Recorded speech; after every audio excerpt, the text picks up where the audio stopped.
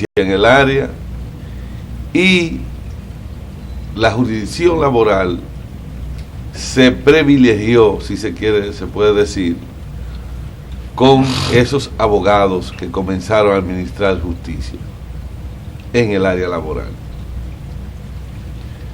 Y durante la administración del magistrado Subero Isa,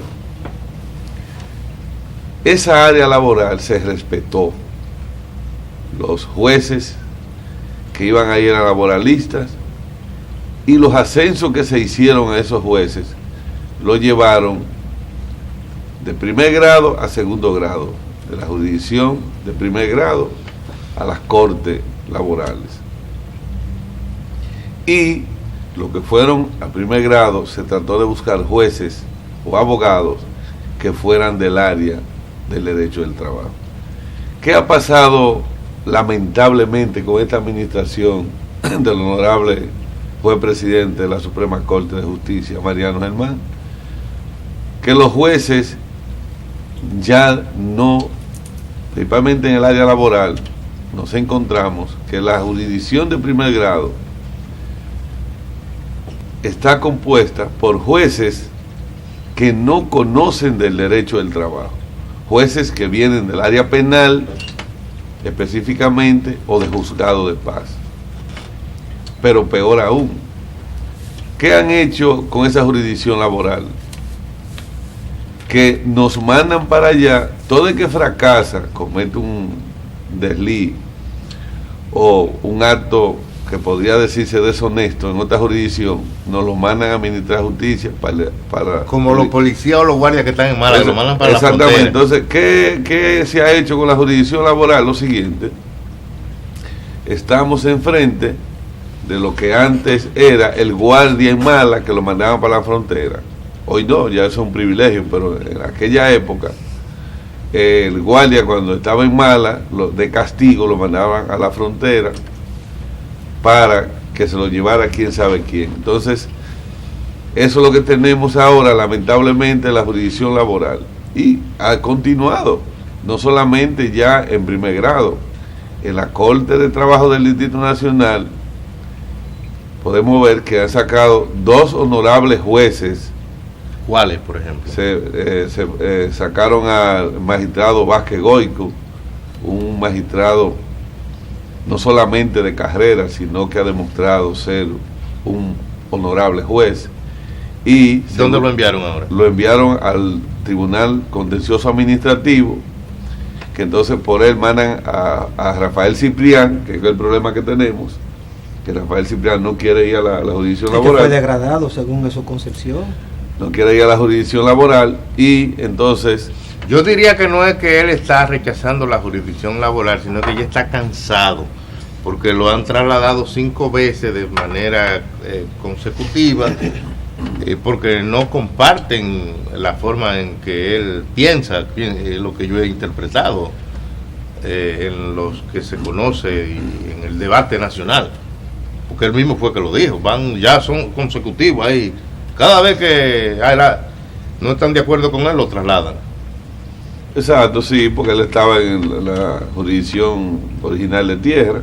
Todos sabemos que él tuvo su formación en esa jurisdicción, y desde ahí entonces trasladado a Tribunal Contencioso Administrativo, y ahora lo traslada nueva vez a la Corte Laboral del Distrito Nacional. Pero es como segundo sustituto. Que no. Exactamente, sí, lo que pasa es que él era presidente de una sala en lo contencioso. Perdón, tú que eres un especialista en materia laboral, en el derecho laboral ordinario, un empleado no puede ser bajado de categoría. A eso, a eso me refería, porque él alega, perdóneme, él alega, porque he visto sus declaraciones, y lo hace de manera muy responsable, muy frontal, que él, lo que le correspondía, por esa condición de posiciones jerárquicas, los cargos que tiene, que ostentaba en el entramado, él ha sido de alguna manera degradado a una posición que no era la que le correspondía. ¿Es eso cierto? ¿Qué opinión tiene? Yo creo que sí. Mira, el magistrado Rafael Ciprián es conocido muy conocido por todos los abogados que ejercemos en diferentes áreas. Es un gran abogado, una persona, un gran profesional, ha demostrado que es un juez pulcro, lo ha demostrado en el ejercicio de su jurisdicción.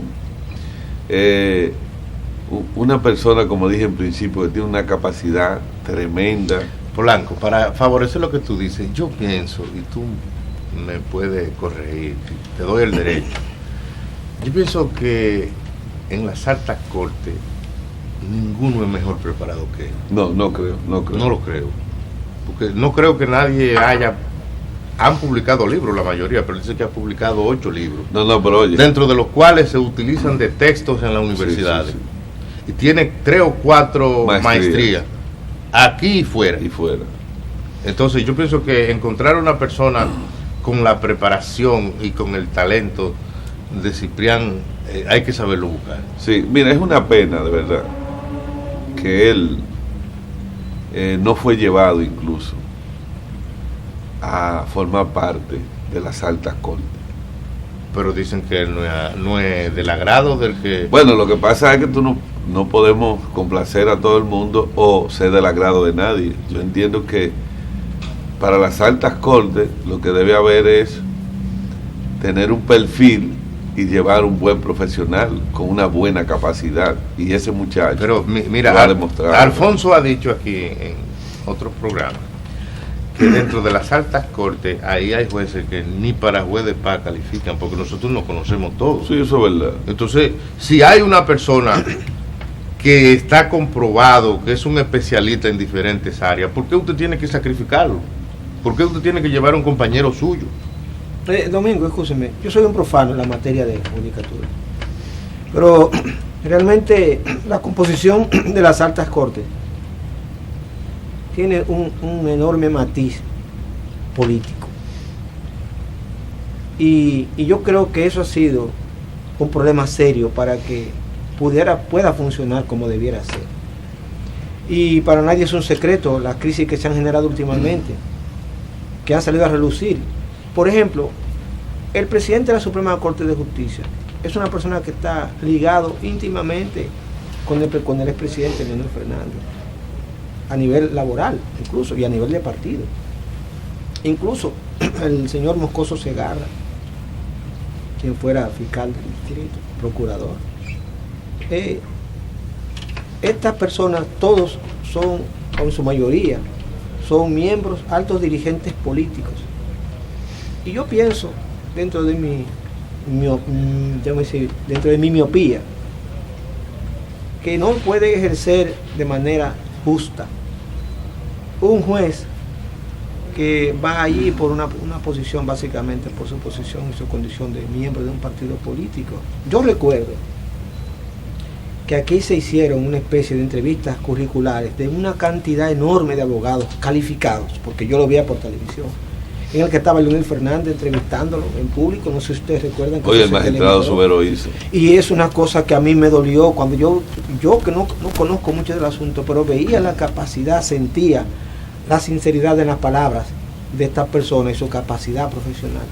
Y yo creo que usted sepa que ni uno solo de esa gente que se entrevistaron ahí fueron llamados a esas altas cortes, sino que todos fueron sacados de los partidos políticos que son hoy en día aliados o fueron aliados del partido de gobierno. Pero mire qué pasa, Meléndez. Lamentablemente, quienes deciden la suerte de una sociedad son los políticos. Es correcto. Lamentablemente, pero, nos guste. Pero deben ser prudentes. Bueno, lo que pasa es que porque eso ocurre en Estados Unidos también. Esa es la diferencia. Y en España. Pero esa es la diferencia. Lo que pasa es que ellos no perciben, ellos no se han dado cuenta y ahora lo están recibiendo. La iniquidad que ellos han implantado, porque son inicuos, yo lo digo así, esa iniquidad e inequidad a la vez ha llevado a la situación social que hoy tenemos. Nadie respeta nada y la gente actúa como que no hay un régimen de consecuencias en ninguna de las vertientes. Porque por ejemplo, yo te podría decir, por ejemplo, el caso de Subero Isa, que que fue el primer juez presidente de la Suprema Corte de Justicia después de la última modificación a la Constitución de la República. Él venía, si se quiere decir, del Partido Reformista, porque él fue presidente de la Junta Central Electoral, que lo puso Balaguer. Y yo te podría decir que para mí él hizo un excelente papel y una excelente administración de justicia. Hasta la Sunland. Bueno, ahí fue el problema de él. Bueno, ahí fue su problema. O sea, y él lo dijo. Pero lo admitió. Lo admitió. Pero escúcheme, mi querido Domingo, escúcheme. El asunto de que un pecador reconozca su pecado no lo absuelve. No lo absuelve. Tú tienes que hacer una penitencia, por lo menos reconstitutiva. Tú tienes que restituir el mal que tú causaste. Ahora yo le pregunto a Subero Visa, ¿cómo él restituye el haberse apandillado con Leonel Fernández para declarar aquello que no procedía porque había sido mal, ¿cómo se llama? Instrumentado. Bueno, él te dijo, eso no fue una decisión judicial, sino política. Vamos a dejar porque él esperaba la presidencia de la Vamos a ver si Domingo justifica, porque lo ha dicho varias veces. Ya Domingo tiene definido que la gestión de Subero fue mejor que la de, la de Mariano. Vamos a ver cómo él justifica indiscutiblemente. Eso. Vamos a ver cómo él lo justifica. Mira, es fácil.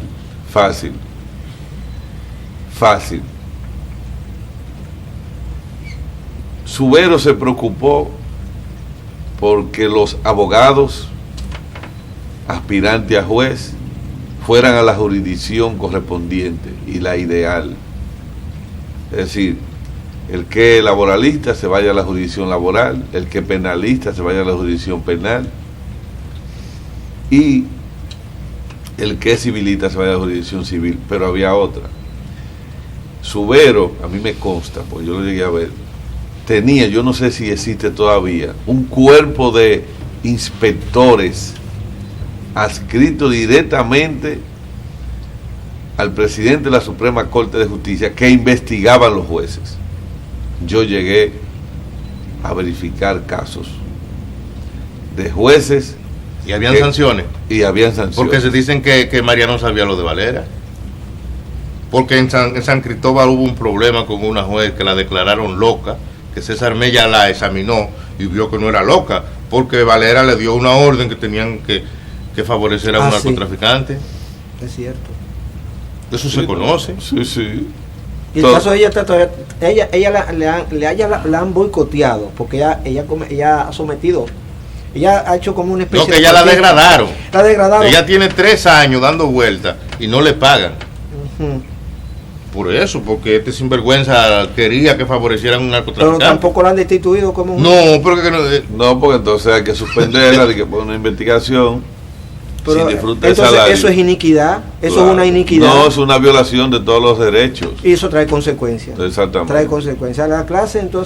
Ahora, la situación es que desde nuestro punto de vista, la justicia como está no puede continuar. ¿Qué vamos a hacer? Yo no sé. Pero en esa situación eso no puede seguir. No, Domingo, tú tienes que tener un planteamiento propuesta, claro como dirigente. ¿Qué va a hacer Nadal para él? ¿Qué va a proponer? La propuesta es la siguiente. Hay que revisar la conformación del Consejo del Poder Judicial. Esa estructura hay que revisarla. Y integrar a ese Consejo del Poder Judicial el Colegio de Abogados y la sociedad civil. Porque oye, ¿qué es lo que pasa con el Consejo del Poder Judicial? Es jueces evaluando jueces. Entonces, eso es como se daba en la práctica anterior, que nosotros la conocemos como abogados, que los militares y policías, cuando cometían un hecho, eran juzgados internamente. Hasta que vino una decisión de la Suprema, en la administración de Subero Isa, casualmente, y determinó que no, que cuando hay un civil envuelto en la situación, tenía que conocerse a través de la jurisdicción civil ordinaria, que conoce a todo el mundo, y que solamente se iban a conocer los asuntos internos del militar o del policía. Entonces, esa es la situación que tenemos ahora. Yo siendo y propugnara que se llevara también un miembro de la Asociación de Abogados Laboralistas, en el sentido que en nuestro concepto, en este país, es el único organismo de abogados independiente, sin recursos, y que por más de 20 años se ha mantenido trabajando de una manera limpia. Y sin yo propugnara por eso, y te vendo la idea. Excelente, se plantea al debate, porque yo estoy de acuerdo, pero el Colegio de Abogados tiene el problema que casi siempre es uno de los partidos mayoritarios que lo gobierna, y tienen un flaco servicio frente a la sociedad. Lo que plantea Domingo, una reestructuración de esa Suprema Corte de Justicia. Pero claro, de todo el Poder Judicial. Porque es que no podemos estar en más de lo mismo, Mire, pero eso implica entonces una reforma constitucional o llamar a una constituyente. Podría ser. Eso es todavía más, digamos, más delicado y necesita un alto espíritu patriótico, porque como lo que decía Domingo es correcto. Todos los que están ahí son políticos, pero entonces, perdóneme, todos son políticos, entonces algún tipo de influencia política tiene que haber en la designación de los jueces. Ahora bien, si hay en ese político una visión patriótica sobre todo, de patria, debe aplicar la ley para todos igual. ¿Y cómo se agenciaría entonces ese derecho a un político practicante o buscar jueces que no estén vinculados de manera alguna a ninguna organización política tradicional de estas que tenemos? Y esos existen aquí, porque hay mucha gente que no ejerce la política en manera alguna con ningún partido político y que ejercen el derecho de manera ética y de manera, digamos, muy exitosa. Entonces yo pienso que lo que hay que hacer aquí, como dice nuestro invitado, es una reestructuración de esas altas cortes. Domingo, yo pienso que ese debe ser el próximo artículo tuyo en Adal Informa. Yo que lo leo frecuentemente, porque tú has planteado algo muy interesante, pues yo estoy de acuerdo con eso. Porque es que tenemos que salir de esta parálisis. Pero tenemos que cambiar el gobierno. Es que así no podemos seguir, porque es que, oye, ¿qué es lo que pasa? ¿Quiénes componen el Poder Judicial? Son jueces iguales a los demás. Entonces, ¿qué pasa? Oye, todos los que son jueces tienen una característica común, que son abogados. Es decir, esa característica común... Pero ser común, abogado no es malo, bueno, Domingo. No, lo que te quiero decir es que tú conoces en derecho cuando un juez te falló bien o falló mal. Claro que sí. Es decir, ¿cómo es posible que un juez dé una sentencia descargando a una persona cuando los documentos y las pruebas aportadas establecen que esa persona es culpable y no haya, y lo único que te dicen a ti cuando tú recurres, no, recúrrela? Es que no debe ser. Pero tú quedas mal frente al cliente que tenía razón. Tú quedas mal frente al cliente que tenía razón. Tu trabajo. Pero no solamente eso, es que eso no resuelve el problema. Eso es lo que te agrava. Pero bueno, recúrrela. No. Tapón a los tribunales de cosas que debieron resolverse, no están pendientes. Tú ves que dice que se están reuniendo de que para buscar una salida a la situación de la justicia. Es que esa gente no tiene moral para eso, Domingo. Eso es un disparate. No hay moral. Porque ese que tú estás defendiendo también, y es bueno que tú lo defiendas, porque yo estoy de acuerdo contigo, hizo un trabajo muy bonito hasta un punto, pero se cayó con lo del crepón.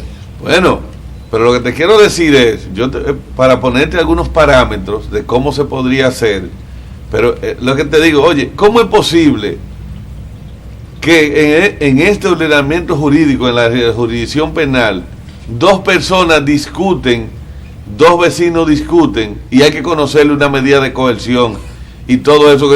Eso tiene que ser administrativo. Recuérdate anteriormente, buscó una manera que se haga administrativa. Recuérdate que anteriormente, cuando eran situaciones de simple policía, cuando tú tenías un accidente de tránsito, administrativamente te ponían la fianza, sí, y tú no tenías que hacer más nada, ni caer preso ni nada.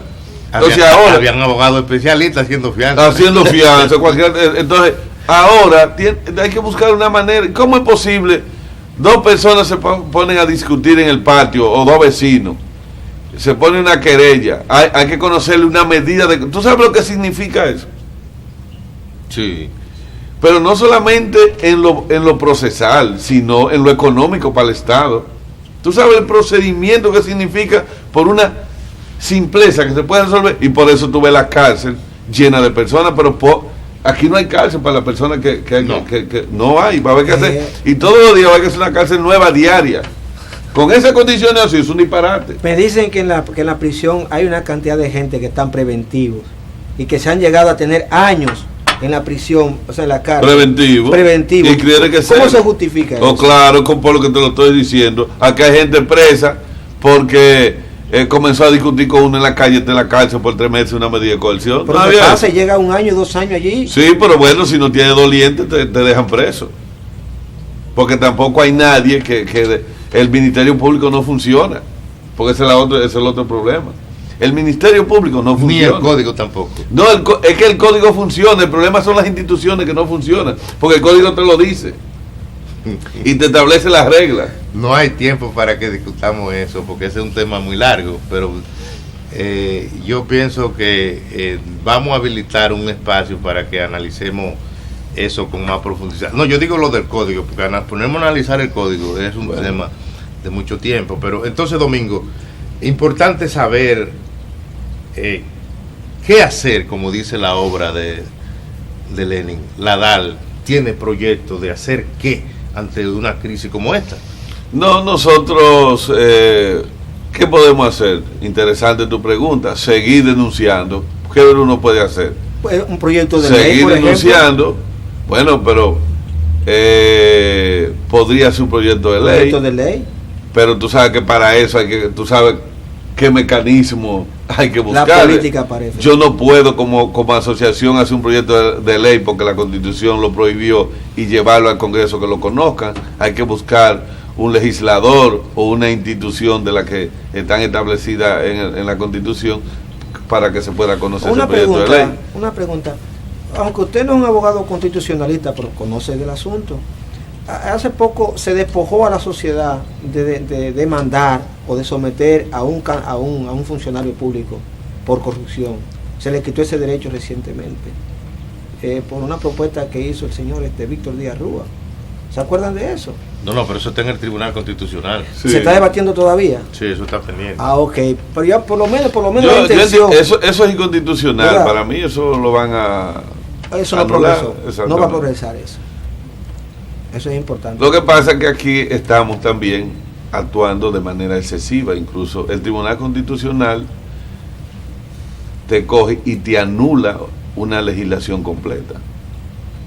El Código Penal fue anulado en su totalidad cuando el recurso directo de inconstitucionalidad que se hizo fue exclusivamente para 2 o 3 artículos del Código y específicamente lo que tenía que ver con la aborto.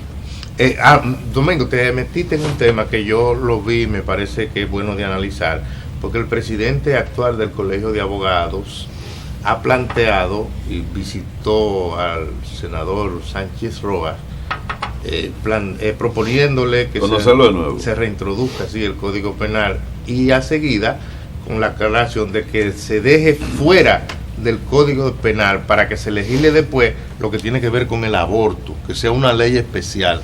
¿Te merece algún razonamiento eso? Sí, pero yo creo que eso tampoco te va a resolver el problema. Yo creo que el problema que tenemos hoy en día, como el Tribunal Constitucional es una situación nueva para nosotros, lo hemos copiado de otros países, principalmente España. Yo creo que lo que debemos de hacer es, para evitarnos hacia futuro esa situación, es cada vez que esté cursando en el Congreso de la República un proyecto de ley, sin importar cuál sea, previo a su conocimiento, se mande a los jueces del Tribunal Constitucional para que determinen si esa ley es o no es inconstitucional o es constitucional. Pero entonces así el Congreso va a perder su independencia. Bueno, lo que pasa es es que la pierde como quiera, pero es peor, es peor perder que tú, tiempo. pero es peor que tú te gastes Porque hay otra cosa que no se ha dicho. ¿Tú sabes cuánto le sale al Estado una ley? Tú sabes que ahí se contratan muchísimos organismos internacionales, muchísimos juristas nacionales, claro. Espérate, Domingo. Y económicamente. Entonces, el Congreso lo que tiene que tener es un experto constitucional. Porque eso lo envían a comisión y que sea esa comisión diga no, esto no debe ir. Pero oye una cosa, pero no que el tribunal sea el que esté decidiendo. Oye una cosa, ¿qué tiempo se cogió para someter el Código Penal? ¿Qué tiempo? Mucho. Y entonces ya lo perdimos todo. Pero yo lo que te estoy diciendo, Domingo, yo estoy de acuerdo con lo que tú estás planteando, que en lugar de que sea lo que tú digas, que sea el Congreso que tenga un especialista o varios especialistas en esa materia para que antes vean. De que llegue allá. Antes de que se apruebe. Sí, porque otra cuestión son inapelables a sentencias del Constitucional. Por eso, entonces eso século seculorum, eso se quedó así. Eso se quedó así. Entonces eso es un problema. Pero entonces no tenemos nada, pero oye bien, ya incluso la Suprema Corte de Justicia, a través de la escuela, los fiscales, a través de la escuela del Ministerio Público que existe, habían hecho ya cursos y entrenamientos para la aplicación del nueo código. Mira, tú has hecho varios planteamientos. Y sin embargo, ¿qué pasó? No, eso se quedó en el aire. Entonces, ¿cuántos millones de pesos había invertido el Estado Dominicano en eso? En la ley. Pero a nadie le importa eso. Bueno, sí, pero de lo es que eso es parte de eso. Eso está bien que tú lo cuestiones. Pero eso es parte de eso. Yo estoy de acuerdo contigo. Pero eso es parte de eso. Lo que usted acaba de decir ahorita, usted habló de que en este país las instituciones no funcionan. Entonces, yo creo que esa es la respuesta a la misma situación de ahora, este tema. No se puede comenzar un proceso de adiestrar, de capacitar, porque no hay ninguna institución que le dé seguimiento a ese proceso, porque usted sabe que aquí todo es un escarceo político, aquí todo es búsqueda, todo es dónde buscarme lo mío, y si eso no deja dinero, olvídese que eso se trancó ahí mismo. Mira, Domingo le sacó el cuerpo a la planteamiento que hicimos del Colegio de Abogados. Parece que era un católico militante y nadie quiere chocar con la iglesia. Nosotros consideramos que el planteamiento de Surún Hernández tiene lógica, porque en un proceso político como el que nos estamos metidos ya para mayo, no es posible estar hablando en el Código Penal que se pudiera aprobar, hablar del tema del aborto, porque entonces la iglesia va a apabullar a todo eso que están aspirando a senadores, a diputados, que quieren elegirse, que van a ser la mayoría, por lo menos los oficialistas. Entonces, por eso nosotros entendemos que es pertinente decidir lo del código ahora, y eso de ese aborto, de los abortos, decidirlo después. Es que ya el asunto del aborto, es que el aborto, oye, Juan, el aborto está constitucionalizado, eso no hay que hacer más nada. ¿Y para qué lo llevaron al código entonces? No sé. Eso es lo que hay que hacer tal y como está en la Constitución ahí. Más nada, oye.